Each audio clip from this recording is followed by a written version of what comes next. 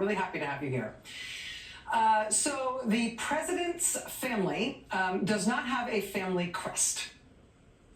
His family is from Germany originally. I don't know if in Germany they do family crests as a typical thing. I don't know. For a time, he apparently told people he was from Sweden, but his family is not from Sweden. They're from Germany. And for whatever reason, there is no family crest for the Trump family. And, you know, that's not embarrassing. There's no shame in that. In all likelihood, you don't have a family crest. I don't have a family crest. It's not a big thing. You know, we don't wear suits of armor anymore either. We don't drink mead. Unless we know someone who makes mead for a hobby and then we try it because we're trying to be nice, but right. In any case, there is no Trump family crest. But there is a crest that was on the wall at Mar-a-Lago when Trump bought Mar-a-Lago, when he bought that house in Florida in the 1980s. He made it And it is somebody else's family crest. It's the family crest of the ex-husband of the lady who built that house. His name was Davies. His family was originally from Wales, and he actually had an official family crest, and that was it. And while he lived at Mar-a-Lago, because he was married to the woman who owned Mar-a-Lago, he put up his family crest on the wall as a decoration. And then, in what was perhaps a critical error, he apparently neglected to take it down when he left, and the family ultimately sold the house. And so when Donald Trump moved in there in the 1980s, the crest was still there, and Donald Trump took it.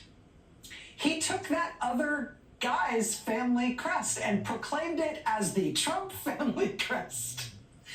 It is not theirs. It has nothing to do with them at all. Now, the Davies family, whose crest it actually was, they were apparently horrified that Trump took it down and started using it as if it was as if it was his own. They were particularly horrified when it turned out that Trump did make one change to the crest. Because in addition to all the decorative and symbolic elements that, you know, dragons and stuff, the crest did have one word on it written across the bottom in that little sort of swoopy scroll. You can see it there on the right. Trump did make a change to that. He erased that word in the little scroll and instead just put the word Trump there. The word he erased was integritas, which is how you say integrity in Latin. So, to sum it up, Donald Trump stole somebody else's family crest without permission and then literally removed the integrity and put Trump in instead of integrity. Which is an embarrassing thing in terms of family stuff. But you know what's more embarrassing? Since he has started this second term as president of the United States, Donald Trump has reportedly intervened personally. He has found the time to take a personal interest in the creation of a new official White House presidential challenge coin. You know what a challenge coin is? When the military was the only institution that had challenge coins, they were like a pretty sober and important thing. They were a real sign of respect. Real symbolic value, really meant something to be given one of these things. Now, all sorts of people and institutions use challenge coins, and so they've become more of an all-purpose tchotchke, like a keepsake. Trump, since he has been president, he has reportedly found the time, in the midst of everything else that needs to be done when you're president, he has found the time to personally choose the design for the official White House challenge coin. And he has apparently insisted that it had to have the Trump family crest embossed on the back of it. So now we, as a country, have an official White House coin that has embossed on it the stolen Joseph Davies family crest, except with the word integrity scratched out and the word Trump there instead. And actually, we just found a picture of it tonight after this intervention by Trump was first reported by the Wall Street Journal. For the White House version of the stolen family crest, they appear to have written in both Donald and Trump and not just Trump. So that means it's getting worse over time. There it is, Donald Trump, the big one at the top there. that's not your family crest. We should just note, like, for future archaeologists who may dig up that particular coin in the ruins of what used to be the American Republic, just gonna note for the record here, more than half the country did not sign up for that embarrassment. Also, sorry to the Davies family. Sorry about your crest. A good remember to take all your stuff and change the locks when you move out. You never know who's coming in behind you or what kind of morals they might have. So that's embarrassing. What's going on? Oh, there's another one. Do you know what there. the BRICS nations are? The BRICS organization of countries? It's an intergovernmental organization of countries. And there's all different kinds of these intergovernmental organizations. There's like the G7 and the G20, and there's, you know, OPEC and the African Union and the Arab League. There's also another one of these groups, the intergovernmental group, that's called BRICS, and they meet every year. And last week, President Trump was sitting in the Oval Office. He was talking to reporters for some reason about how mad he was at Spain. He was explaining to reporters that he thought Spain was terrible. Spain should be ashamed of itself. Spain is bad. He said to reporters, quote, "They are a BRICS nation, Spain. You know what a BRICS nation is? You'll figure it out. And if the BRICS nations want to do that, that's okay. But we're going to put at least a 100% tariff on the business they do with the United States." He continued, quote, "You know what the BRICS is, right? You guys know. You know what I'm saying, right? You know what I'm saying." Yeah, Spain's really going to get it because Spain is a BRICS nation. You know what I'm saying, right? You know what I'm saying. BRICS is an acronym. It stands for the first letters of the first 5 countries that formed the BRICS organization. BRICS, B-R-I-C-S. Brazil, B for Brazil. R for Russia. I for India. C for China. S, S, S. What does the S stand for? Does it stand for Spain? No, it does not. The S in BRICS stands for South Africa, not Spain, because South Africa, not Spain, is the S in BRICS, and Spain is not a BRICS country. And that kind of a mistake is okay if you're a 5th grader and this is the question in which you flunk your geography quiz. But when you are the President of the United States sitting there in the Oval Office and ranting about one of our close allies saying they're really going to get it, they're going to get a 100% tariff because they're a BRICS country. Go look it up. You know what I mean. And he is just factually wrong about that. And they are not a BRICS country at all. When you are not a 5th grader and you're the President of the United States and you do something like that, that is a lot of things.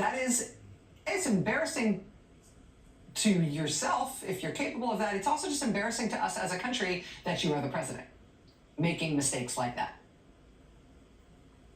I mean, like us having an official White House challenge coin with his fake stolen family crest on it is embarrassing. Him with the whole BRICS rant about Spain, which is not a BRICS country, that is also embarrassing. You know, just before he issued blanket pardons to everybody who participated in the attack on the U.S. Congress and assaults on police officers on January 6th, Donald Trump, you might remember, said at a press conference that he thought Hezbollah might have been behind the attack on the Capitol. Which is what? He said out loud, Hezbollah did January 6th, and we really need to look into it. Okay. Now today, he says that the way Hamas has been able to make bombs in Gaza is that they made their bombs from condoms they obtained from the U.S. government. They've used them as a method of making bombs. There is no factual basis for the claim that the U.S. government sent condoms to Hamas in Gaza. But even aside from that, how do you think he thinks you make a bomb? And what part of the bomb includes condom? How do you think he thinks you turn a condom into a bomb? He is the President of the United States. Imagine how the rest of the world is laughing at us about him, about this stuff he says. He said in a late-night online post a couple of nights ago that the U.S. military had, quote, entered California and turned on the water. Enjoy the water, California.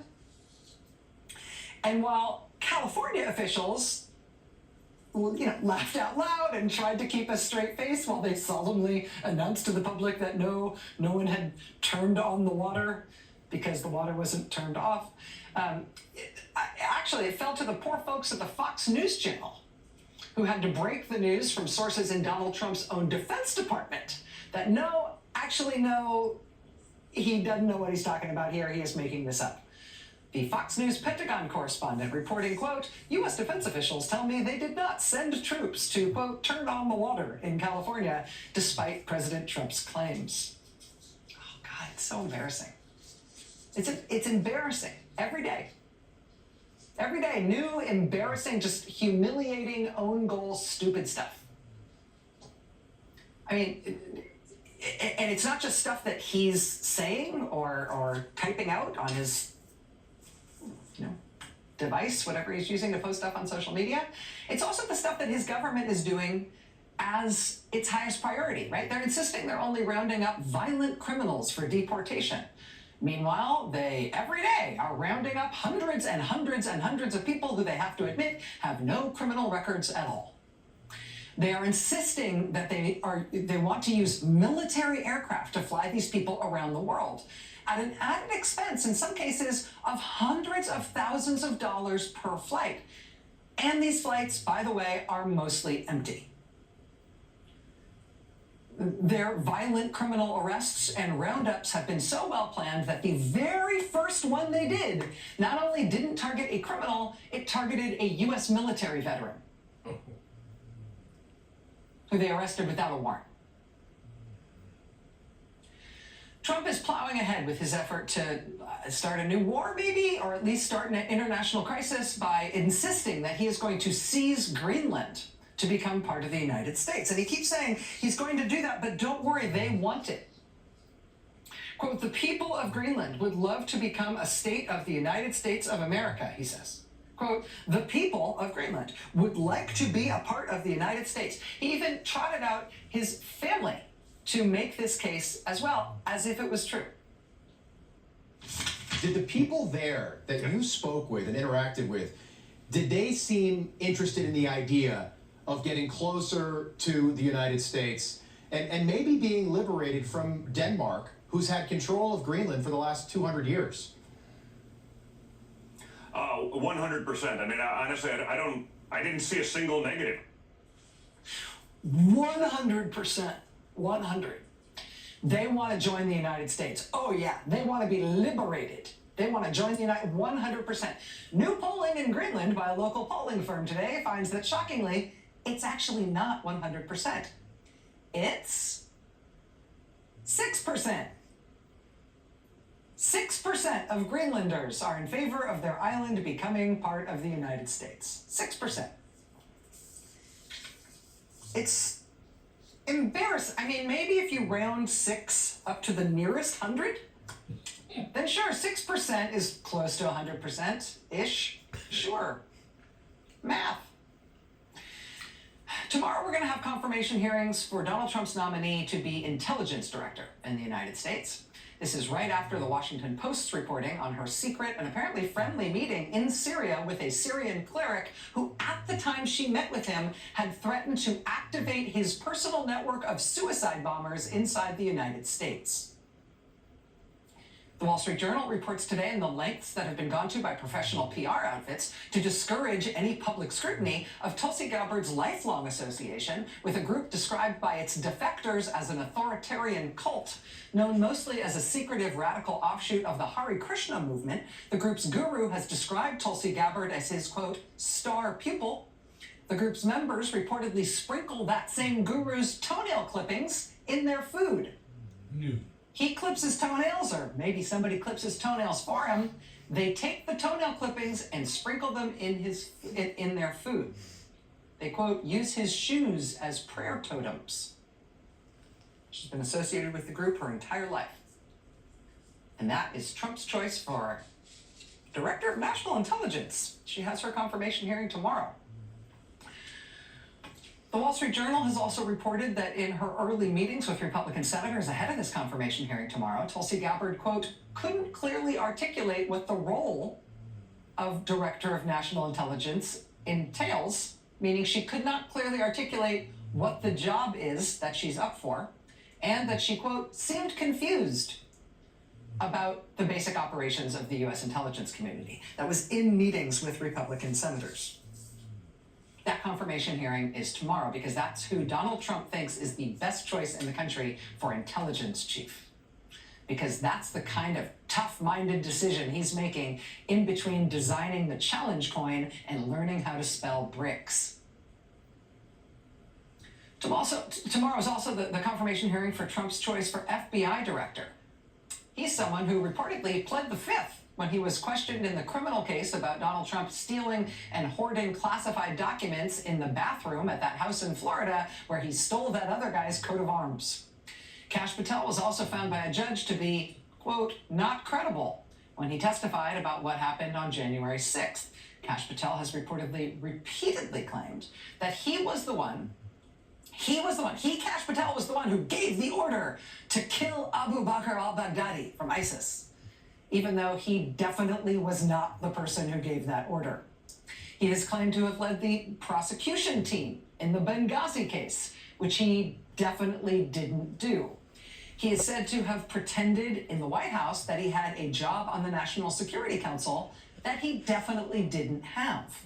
He worked for years for a media company that is now facing a big federal indictment as an illegal money laundering operation, although he himself has not been charged in that matter. Kash Patel would like to sell you potions that he says will reverse the COVID vaccination.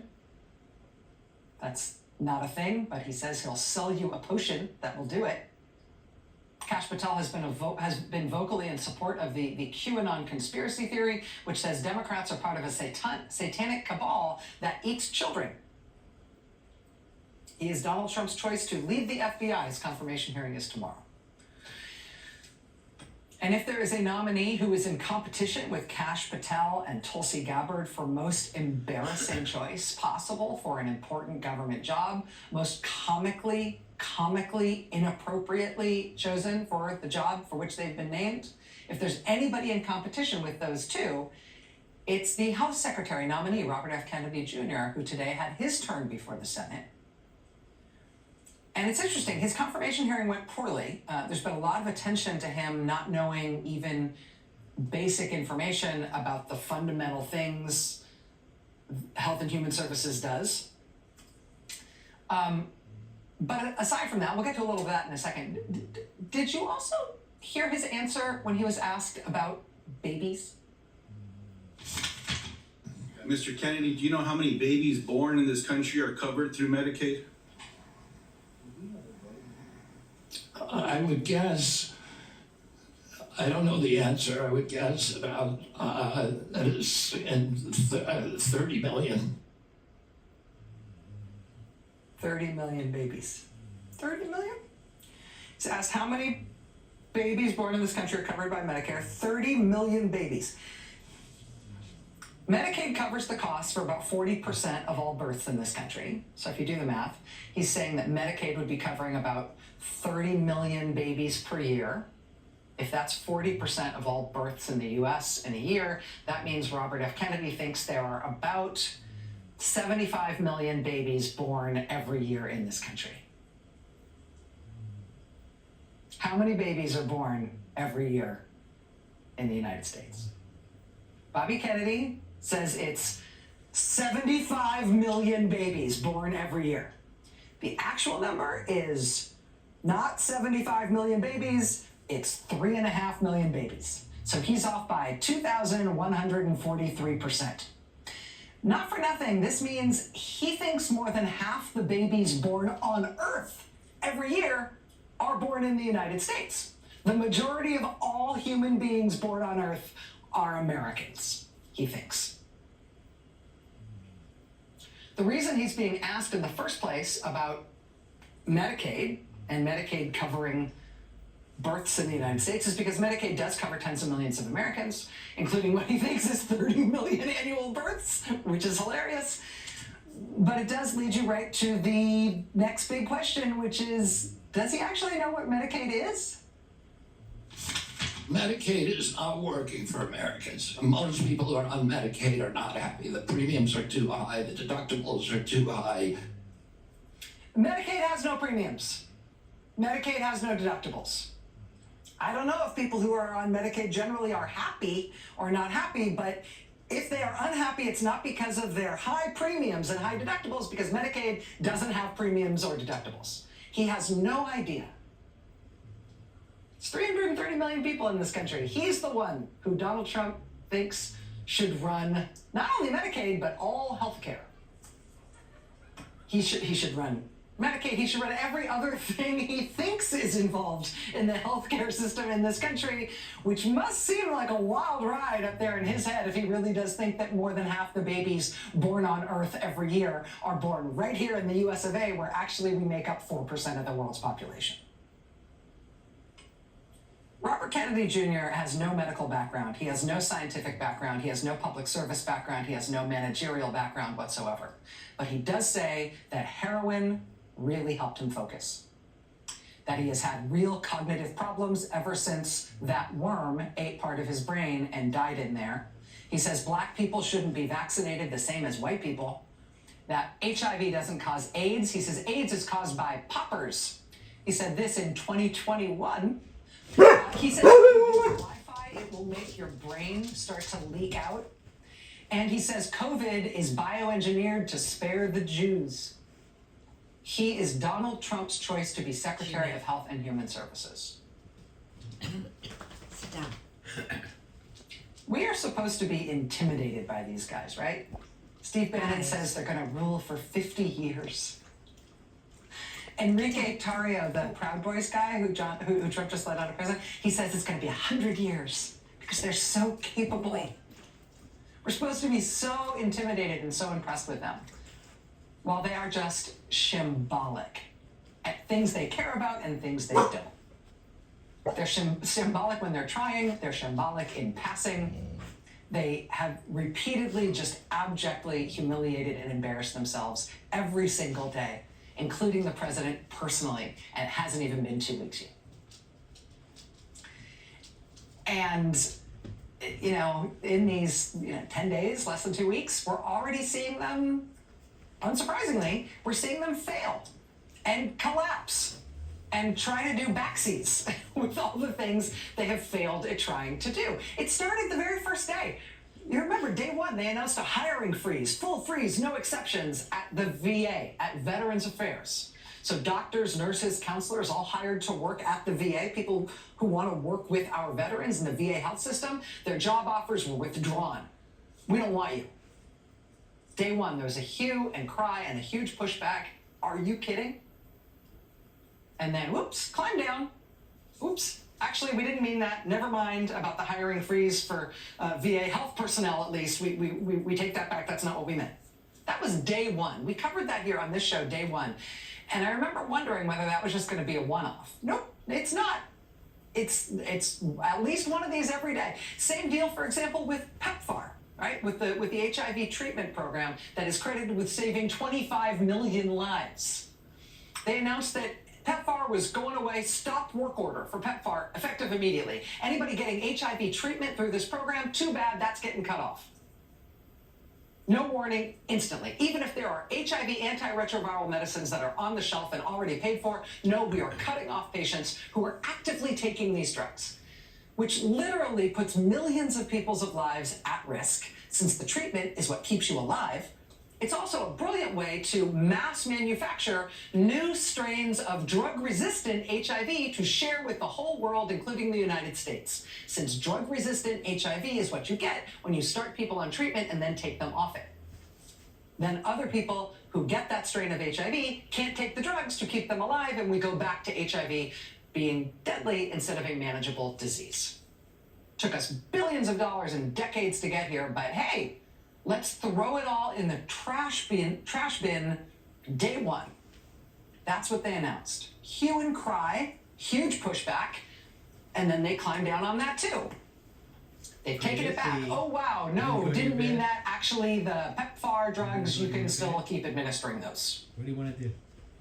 Just today, it's happening again. This time it's at the NIH, National Institutes of Health. They had ordered a full stop, no exceptions to all clinical trials. Literally, sick people in the middle of trials of experimental drugs. Stop those trials immediately. And no more research grants, and no more review of research, and no more releasing any scientific or health information, including information on the fast-growing, very scary bird flu epidemic. Stop it all. And again, hue and cry, huge pushback. Seriously, you're cutting off people with rare diseases and cancer in the middle of their treatment? Seriously? Huge pushback, hue and cry. And today, look, a climb down on much of what they had done at NIH. Oops, never mind. Take it back. That's not really what we meant.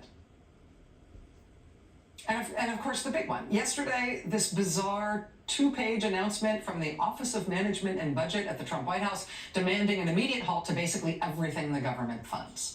Total chaos yesterday in all 50 states, as everything from firefighting to school lunches to Medicaid to preschool to meat inspections, everything all gets halted. And so yesterday, as we covered here on the show last night, huge pushback, hue and cry. And they started during the course of the day trying to take back individual parts of the order. Oh, no, we didn't mean the part about that affects veterans. No, we didn't mean Medicare. No, we didn't mean college loans and college grants paying your tuition. No, we didn't mean food stamps.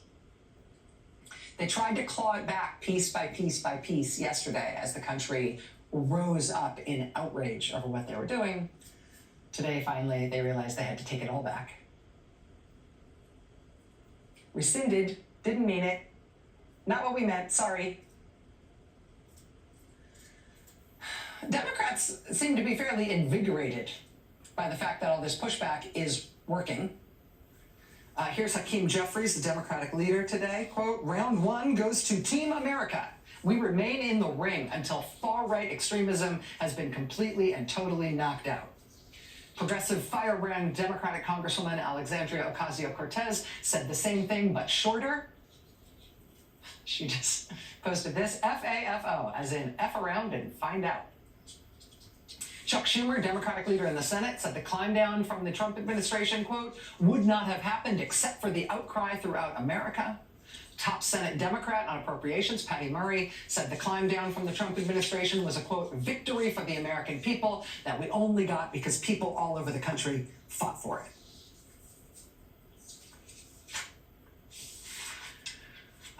They've just done the first Gallup poll since Trump was sworn in for a second term.